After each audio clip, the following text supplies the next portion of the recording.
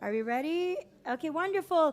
Again, people downstairs, we do encourage you to come up. We have an absolutely exciting session on reskilling for a green future. I have an amazing panel here today talking more about what does it mean to look at a future that is greener and how can we equip young people with the right skills to prepare for the future and a greener future, hopefully. So I have with me wonderful panelists here today. I have Miruku, and Miruku, help me say your last name so I do not butcher it. Thank you very much. And Miruko is a founder and CEO and founding member, as well as a global shaper. Where do you find the time? Will be a question that we come back to. We also have Dr. Aramba Ghosh, the CEO and founder of CEEW. Am I saying that correctly? That's right. Yeah, Arnava. Yeah. Very nice to meet you. Very happy to have you. We also have Carla Gomez, an international consultant, as well as a global shaper, and welcome Carla, as well as Namgay Shodan, a global shaper as well from Bhutan, right? I'm very happy and very excited. We're very privileged to have so many global shapers and young people on this panel to really take us through what does it truly mean to create change as a young person, but also how do we work within generations to create meaningful impact. And many of our guests who have visited our pavilion today know what we're trying to bring here as the MISC Foundation is the notion of generation transformation, which really looks at an intergenerational dialogue to create a meaningful change. So with that being said, everyone, my name is Aman Al-Khiyami, and I'm a Senior Research Manager at the MISC Foundation. And we're here again having this wonderful conversation on reskilling for a greener future. Thank you everyone for being here today. And I think maybe a first question that I would like to start, and I think maybe to each and every one of you, and maybe we'll start with you, Miriko. Tell us a little bit about who you are and what do you do? All right, yes, thanks for the introduction. And yeah, maybe in a nutshell, I come from a background of informatics, worked as a consultant for quite a while, then went to Switzerland actually to study sustainability, and since then trying to merge those two things, so tech on the one side, sustainability on the other side.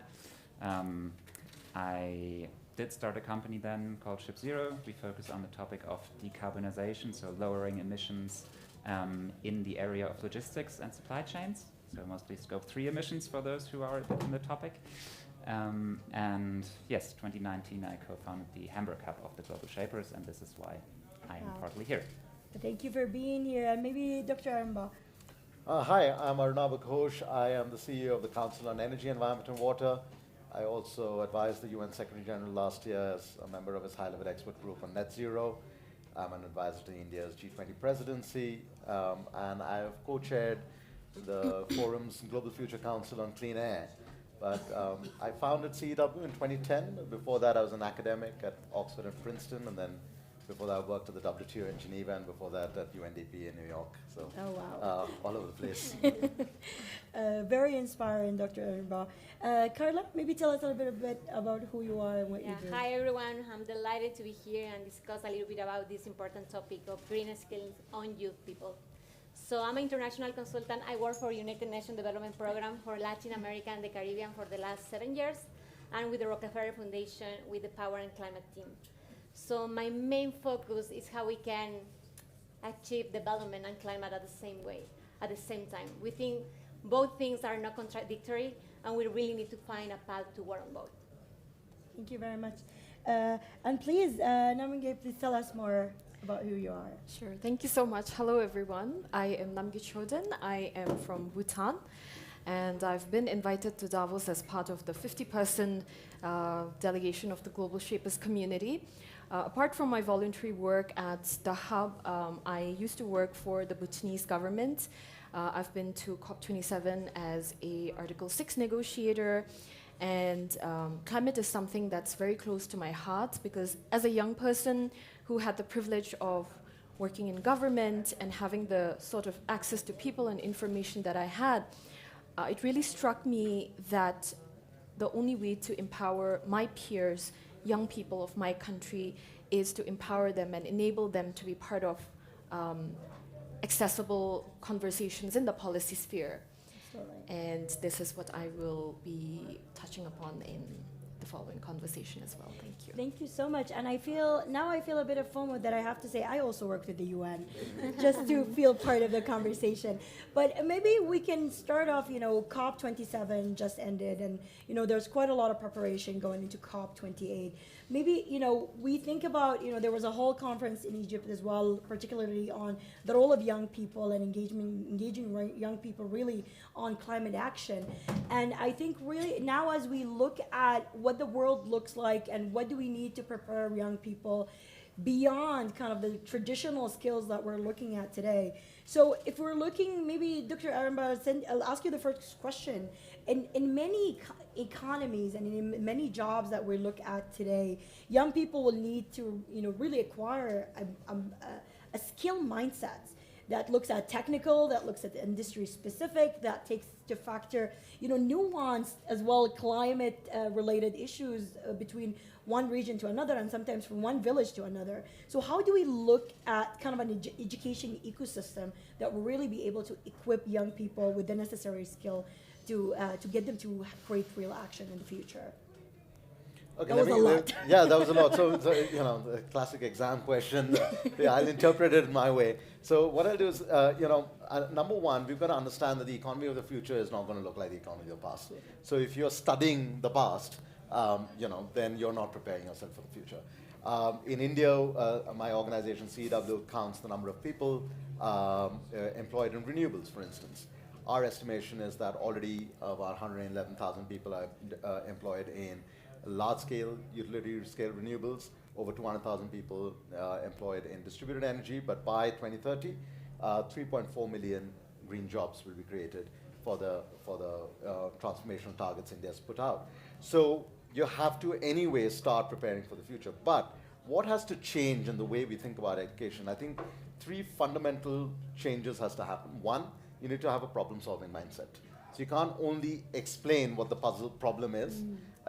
You have to empower young people to develop that problem-solving mindset. Number two, you also have to encourage entrepreneurship. And number three, you have to create the enabling conditions, particularly finance and technology. CEW, when I started it up in 2010, our median age was under 30. And 12 years later, we are more than 200 people, and yet our median age is under 30. Why? Because we have to represent the demography of India. India is the world's youngest nation with an average age of 27. So if you don't have young people working and representing their problems, it's not going to work. Let me give you one example. I'm particularly excited about it because we just launched it with CW and an organization called Think Startup. It's called the Ideator Fellowship. And we basically looked at about 100,000 students' applications from across the country on developing solutions for what could be, solutions for clean air. Now, what we've done as a result in getting all these ideas is that we've created these hubs in all these schools. And they get the hubs get a stipend for the students and a separate grant that we provide for them to kind of develop the prototypes. And these are all sorts of interesting ideas that are already coming through a national youth ideathon that we ran. Everything from nature-based solutions towards air quality, towards more engineered solutions, and so forth. But these are basically 16, 17, 18-year-old students who are developing the solutions for large-scale solving of a critical environmental and human development problem. So unless you create those conditions for entrepreneurship, problem solving, and providing the finance and technology enabling support, we'll only end up talking rather than doing. And I think the youth want to do. Absolutely, and I do want to kind of double click on what you just said, but I want to move a little bit to Carla. And Carla, we were just having a really great conversation inside on just energy transition and equity for workers and particularly women. How do we do that? What is kind of from your experience and your work is what you're trying to do? Thank you. And I think this is a very relevant question because energy transitions are not gender neutral. And according to IRENA, the last report, even though renewable sector shows a better gender balance, that is 32% of women, we compare with fossil fuels, it's only 28%. But when we go deeper in specific STEAM positions, when we were about technical positions, women only have like 20 or 22% in wind and solar. So when we talk about just energy transitions, we need to ensure that everyone has an equal participation. And when we are talking here about green skills, we have to ensure that women has a position too in this value chain. So usually we see women only as consumers. We don't see them as a producers of energy. So I think this is very relevant, especially when we are talking about developing countries.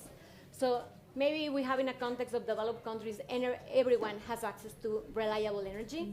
But if we talk about Africa especially, there are more than entire communities that don't have access to energy. So that's very important when we are talking about giving specific skills to women.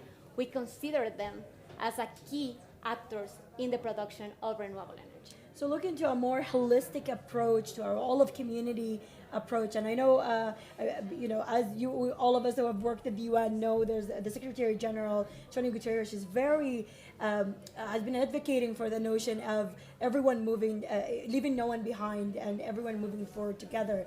And I think on that notion, maybe, Namangya, you can talk to me a little bit about what kind of solution do you think should be put in place by policymakers? And again, we mentioned the UN as an example of a body that creates all these policies to ensure that all young people have access to quality climate education, but also climate initiatives as well. Right.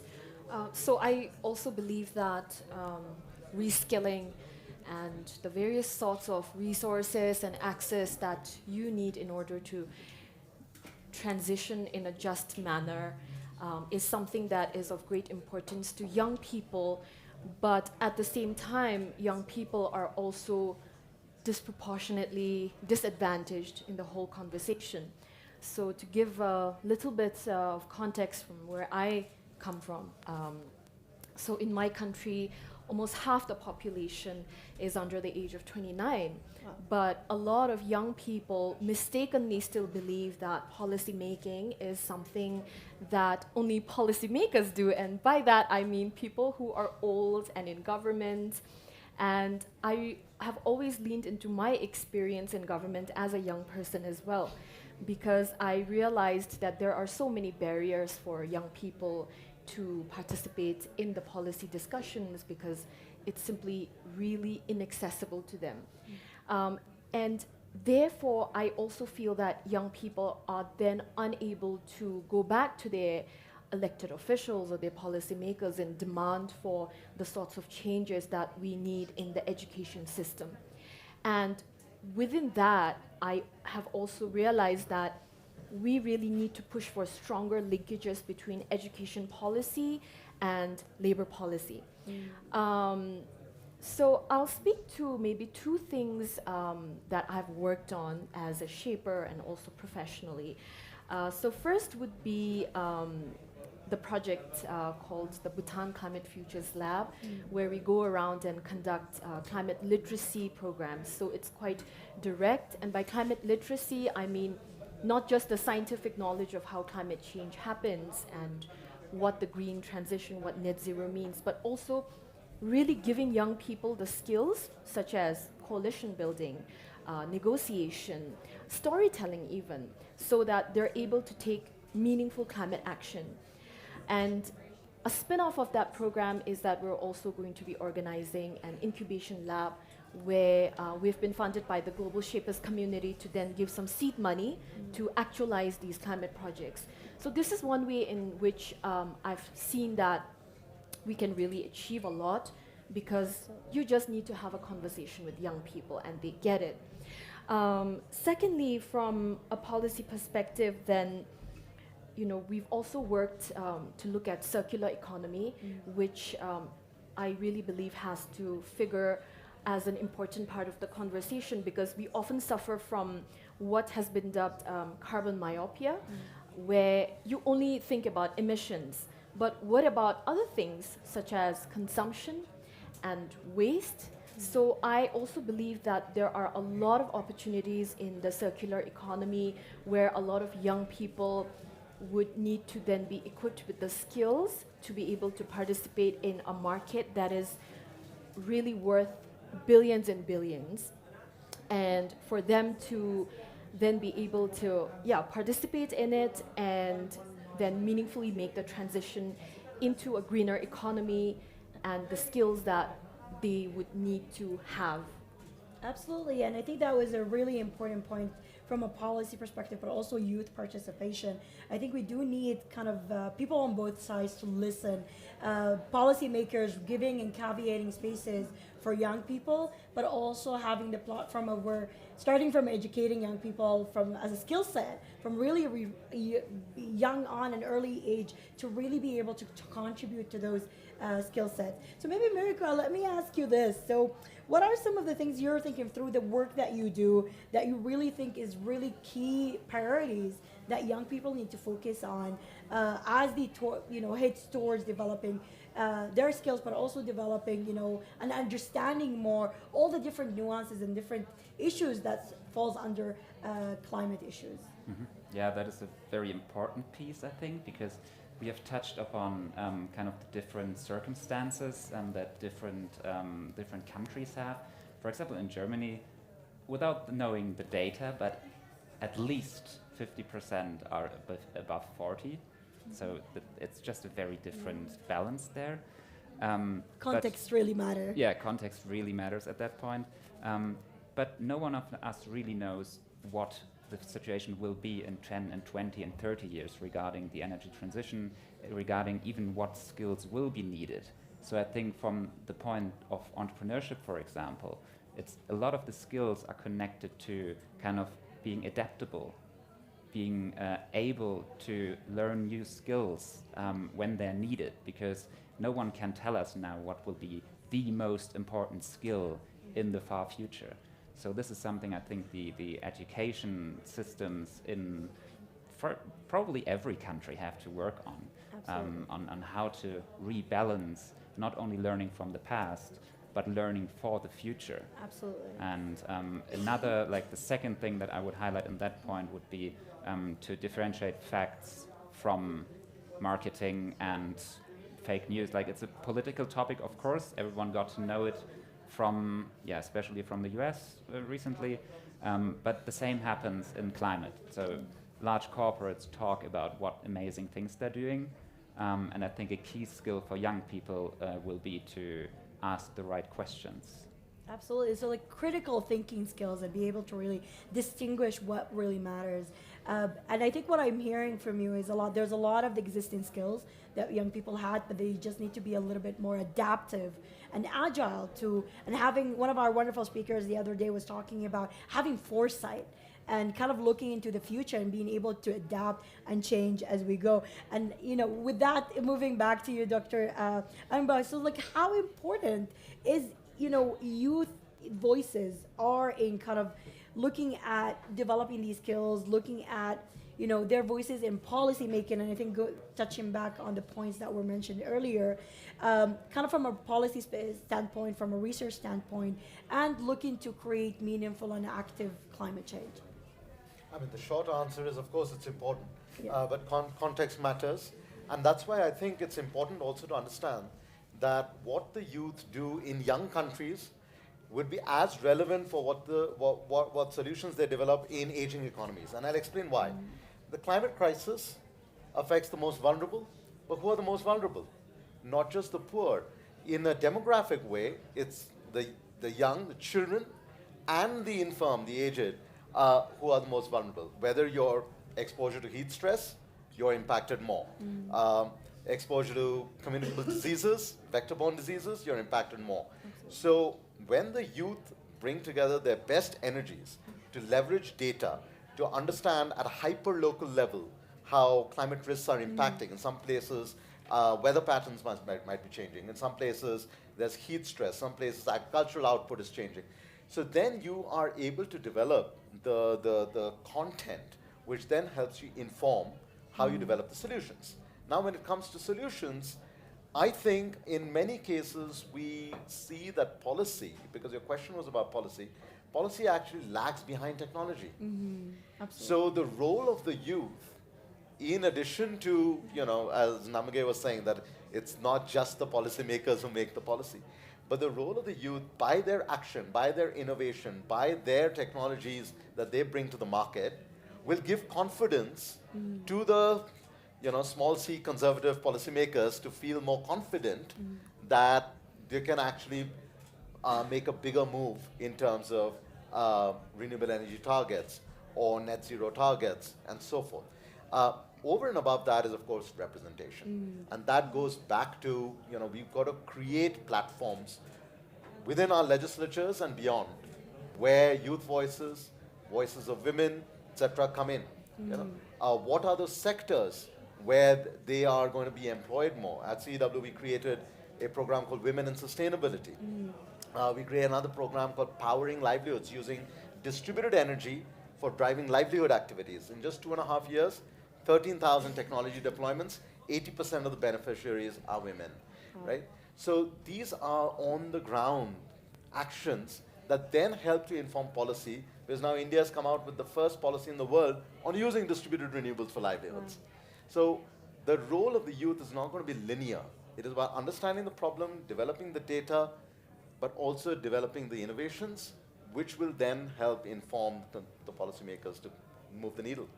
Beautifully said, honestly, and I think you said something that, again, kind of connect into the idea. There is a bit of a generational gap and a learning gap between policymakers, because in the most cases, and I think you can, read more on our research where we say, a lot of power is still being held on kind of maybe baby boomer kind of group of the population, versus a lot of the people starting talking about these issues are more on the younger side. So how do we bridge kind of that dialogue between policymakers and being able to understand whether it's the technology or how important some of these issues are? And I think it's really important, looking more of a systematic approach that brings everybody to the table, and we're able to create meaningful change. And I think that's truly important, truly interesting. And I think maybe another question that I had in mind for you is kind of what are some of the priorities that make the most, that kind of, I'm trying to reformulate the sentence and make it a shorter question. So what are some human development priorities that we need to look at to make sure that we are covering and taking care of all the vulnerable categories of the population, but also bridging all the different disconnected groups into the conversation? Amani, if you just look at the pandemic, more than 100 million people have gone back into poverty, right? And pandemic is one crisis. We are now entering a world of polycrises, compounded by the climate crisis. So when we look at, say, access to energy and access to water and sanitation, that has an immediate impact on access to schooling, especially, if you don't have sanitation facilities in schools, you're not going to have girls in schools. You don't have girls in schools, you're not going to have broader human development progress. Girls' education is the most important dimension for human development progress. So these are interconnected, but at the same time, we cannot treat people as objects of our interventions. They have to become subjects of their own transformational agents. And that's why I talked about entrepreneurship, problem solving, that the vulnerable are not just treated as the vulnerable, but also having the power to change. So at CEW, again, in the lead up to COP27, we released 16 short films on what we call the Faces of Climate Resilience. Please go to YouTube and watch them. So why should it be Faces of Climate Vulnerability? Let's show what communities, the youth, are coming together to do. How women are becoming forest fire fighting agents, how people are coming together building bridges in their affected communities. So this two E's, empowerment and empathy, is absolutely critical. The greatest challenge the world is facing today is not climate change. That's the second greatest challenge. The greatest challenge the world is facing is the lack of empathy. Absolutely. Of people of other colors, cultures, genders, geographies, age groups. And if we can build a dialogue based on empathy, we then give them empower them to solve the problems for themselves. Absolutely, and I love kind of the notion of going from victimization to Yes. real empowerment. Exactly. And letting people actually take the control of solving their own issue rather than coming and telling them, well, here's what you should do. Absolutely. Thank you very much, Dr. Arimba. And I'll move maybe to Carla. You know, we just talked about kind of women empowerment, and I know you're a strong advocate in making sure women are, and a kind of a gender element is really looked at, and gender lens is looked at towards climate action. So through your passionate work, you focus on the intersectionality, you know, and how can you tell us how climate change disproportionately affects women and girls, in addition to what Dr. Arimba already said, but also what can we do about it, and what type of skills do these women need to have to actually connect them and make them, you know, we move away from gender mainstreaming to, you know, everyone working together. Yeah, and I would like to.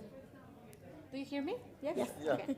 So what you just said, that we are in a certain point that we are moving from fossil fuels to renewables, and this we are heading towards a low carbon economy. And when we are talking about low carbon economy, we have to consider that the livelihoods are going to be reshaped, and who are going to be those that are not going to be able to transition are those low skilled workers, and usually they are women too that are in the bottom of the value chain. So I think we really need a proactive approach of governments to avoid that the most vulnerable became irrelevant.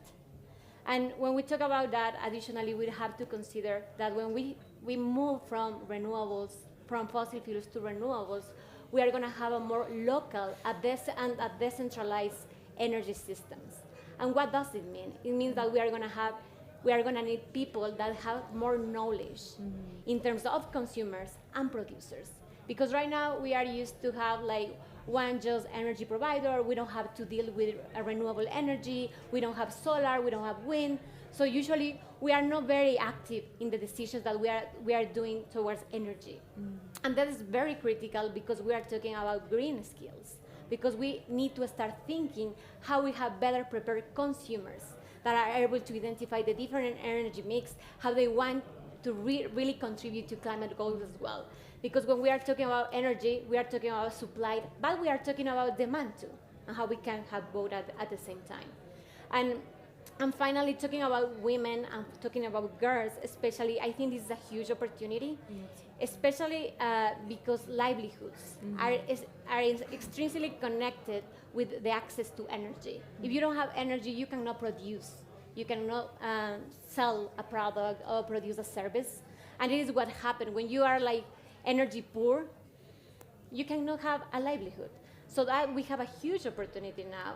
And I'm glad to hear that you have this project in India that is making the nexus between livelihoods and access to energy, because at the same time, both are connected. Absolutely. And I think that's, you know, there's so many different dimensions you could really tackle this from. And I think it really requires, again, and I think I keep repeating myself, a kind of a holistic, all of community and all of society approach to solving it and it starts from a young age. Like we said, kind of starting from a school level, and I think Namgi talked about that a little bit, kind of from an education standpoint. You can start from all the way from like first grade, telling young people about kind of the basic skills, critical thinking. We're talking about awareness. We're talking about, you know, innovation, creativity, and entrepreneurial mindset as well, foresight, and being really inspired to change. As well as we know that the problems that are facing generations today might be really different for the next generation.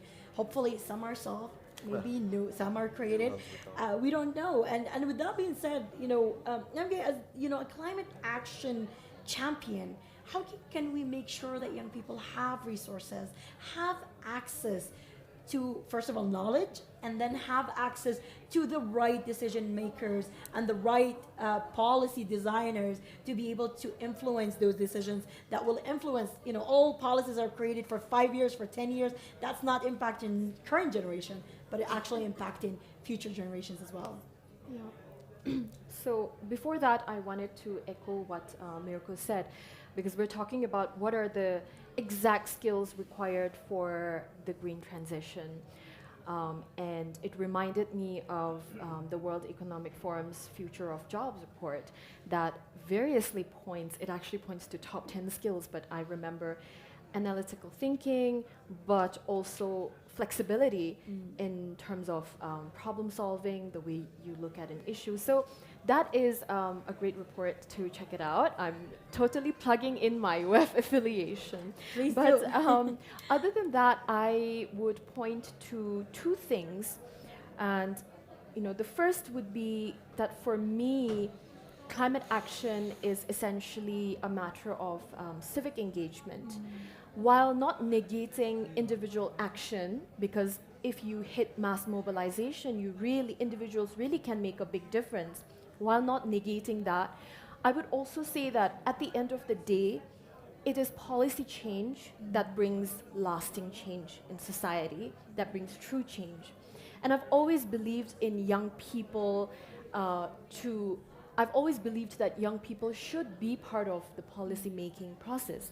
So, and again, when you talk about green skills or green jobs, it doesn't mean that you go out and become a climate scientist or a biologist. You can run for office, you can be a public servant, and also push for these reforms that are more sustainable, that contributes to our green transition, but at the same time also hold our public leaders accountable for the decisions that they make.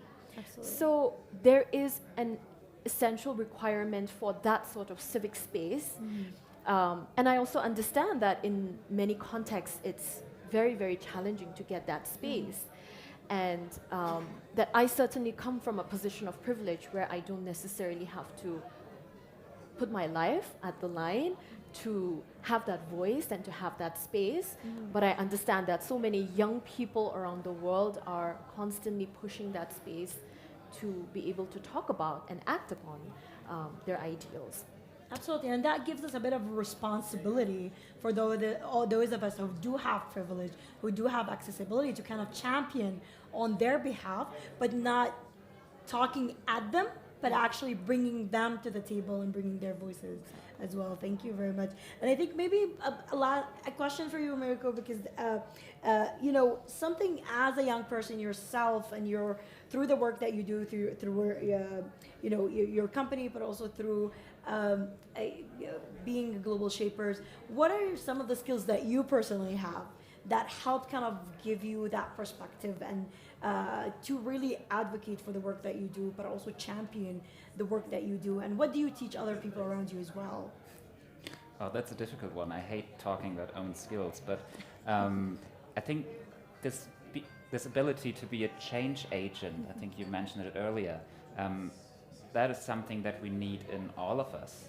And this is maybe to get to the end of your question already, is something that I also try to kind of give others around me on their way. It's in the company at the moment, a lot of younger people than I am. I wasn't used to being the oldest person, so before that in consulting I was always the youngest, and then at some point when starting a company and you hire students and you're the oldest and people look at you, what you're doing, so you become a role model, but just by acting. And I think that has to be in our minds all the time, that we are role models by making decisions all the time, which is, I think, something that is not only visible when we are kind of in our professional world, but also in a private world. Of course, we have a big lever when we work in a big company, for example, and we can influence decisions, but also as a consumer or as a voter, we have this influence on our surroundings as well, on our family, and this is something that cannot be underestimated, so we really have to focus on that. Absolutely, and let me double click again, because you kind of looked at, if you're the oldest in your company, do you get challenged with your younger staff? And maybe this is also a question for other people who are working with younger people. Do you get challenged with like the way you look at the world, the way you're thinking, kind of your focus on climate? Does it align with the with the kind of the younger generation, or are they looking from a completely different lens, or they have other priorities as well? Maybe two sides to that thing. Well, first, I'm not the oldest one, but among the older ones. One of the oldest. But for us, when talking to clients, we are usually the very young ones. Yes. Like bringing this new perspective into their world, because they do not talk about sustainability on a daily basis. They don't have it on the agenda, for example, being transparent about their emissions. This is something that has That to be brought impacts to the them. bottom line, so a lot of people might not want to talk about. Yeah. And it has to be brought to them from the external world. And this is, I think, our responsibility as young people as well, to just keep it on the agenda, bring it up again and again and again, so that they cannot evade the topic. Yeah. And the second part of the answer is, for us, it actually helps when getting people on the team. So when hiring people, it's very, very valuable that you focus on positively impacting topics. Like companies will struggle to get good people Yes. because absolutely. the young people want to work on things that they can identify with. Absolutely. And this is something that a lot of, especially of the big corporates, I think still have to learn. Absolutely, and I think that you just said something that was really important. I think what we're seeing as trends in work, at least, is that a lot of young people are, to them, a high priority when they work at a job is alignment in terms of values. Does this organization help me achieve what I want to achieve in the world? It's not just about getting a job, but it's actually about getting the right job that helps that kind of that fulfillment across the Maslow hierarchy of needs in terms of what they want to accomplish and see in the world. And Dr. Aramba, I think the same question. You just said you have most of your staff are under 30. How do they challenge you? Do they question, how you want to look at things, and how do you react to the new ideas they're bringing? I mean, of course, the short answer, yes, they do challenge, and that's the nature of the culture we've tried to create in the organization. But, it goes beyond just challenging. It's about, okay, if you think a certain approach is not working, or there is a new problem in this vast swathe of problems that we're trying to solve that you want to get involved in CW, we say leadership is by initiative. Right? So you have an issue you want us to deal with, you take leadership on it. So we had, to give you an example, at one point she was at that time an intern with us, and she started work on solar-based irrigation pumps. And it became one of our largest programs. India has the largest deployment of solar-based irrigation in the world now. And that same young intern then is now a young member, but is still young, but is a member of my leadership team. Amazing. So what I tell all my colleagues is CW 12 years ago was a startup that I started up. Now what's your startup? So even if you don't have the job, you can create the job within CW by creating your own startup within it. Amazing. And it's wonderful to have that flexibility mindset to let people kind of explore and find what they're interested in. And I think maybe I want, please, Can I yes, just go ahead. one small remark to that, because I find it really important. The topic of entrepreneurship doesn't mean that everyone has to found a company. Exactly. Yes. That is something that is Exactly. very Absolutely. important to differentiate. It can just mean to being kind of this change maker within another organization. Absolutely. So you don't have to own a company or anything. It's just changing things, challenging things. Intrapreneurs are as important. You create the platforms for people to then drive their initiatives. Absolutely, and that's really wonderful. And I know we're running out of time, but I do want to ask a quick question to our global shapers on the panel, if you allow me, Dr. Aramba. And maybe in a minute or less, so you're invited to one of the biggest forums in the world, the World Economic Forum, and you have access to all these amazing sessions, to all these amazing leaders. What does that mean to you in terms of impact and to the hub that you establish in your country? So maybe I'll start with you, please. Okay, maybe I'll need a couple of seconds to think about it, but you're absolutely right. It's an immense privilege to be here, but also it has been of some discomfort to me in the last couple of days to think about the privilege and then what I do decide to get out of it. When I came to Davos, I said that I'm here to bring the voice and the perspective of a least developed country like mine. But I also want to convince people back at home that our voices and our perspectives matter, that there are platforms here, there are people here who are willing to listen to it. As I said previously, for me, it has always been about making certain spaces and certain conversations accessible to people who may feel disenfranchised. And by that, I mean a lot of young people in my country. And I hope to go back and continue working along this line and in this sector. Amazing. Carla, what about you? Yeah, I think I agree. I agree with you, Namgay, because in a certain point, I think we are privileged, but additionally, we have a huge responsibility because we need to bring the voice of all of our fellows that are in our countries and other people that are in the communities and we are working with. And especially, I think when I'm with a meeting or when I'm with a politician, what I want to do is like give him or her some perspective and try to help him or her to see a little bit about their blind spots. When you are in a power position, you sometimes lose the connection with grassroots organizations. You don't have time to talk with people. So I see the global shapers' role is to be that voice. We usually have projects with communities. We work with schools. We work with young organizations. So we are very close to people. And I think politicians in a certain way lost that ability because they have to be in the decision making. They have busy agendas. So I see my role as this bridge point where I approach to them. I have the energy to talk with them, to convince them, and try them to have a more broader perspective. Amazing. And finally, Mirko, please. Yes, I think this bridge building capacity is kind of the main focus that we probably all have, kind of.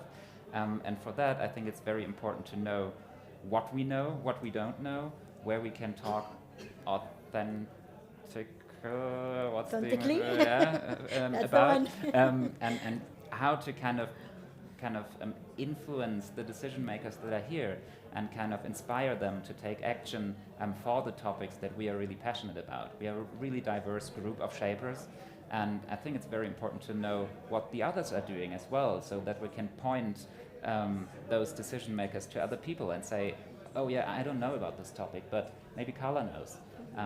So kind of trying to build those connections from a different perspective. Absolutely. Thank you so much for this wonderful panel. I think our audience here learned a lot, but also our audience was watching us live as well. This was absolutely inspiring and wonderful. Thank you to all our speakers. We really appreciate you being here. And we wish you a really fruitful World Economic Forum. And we hope to see your, continue to see your impact, whether on the forum in your countries and your community. And thank you again so much. Thank you, everyone. Thank you. Thank you.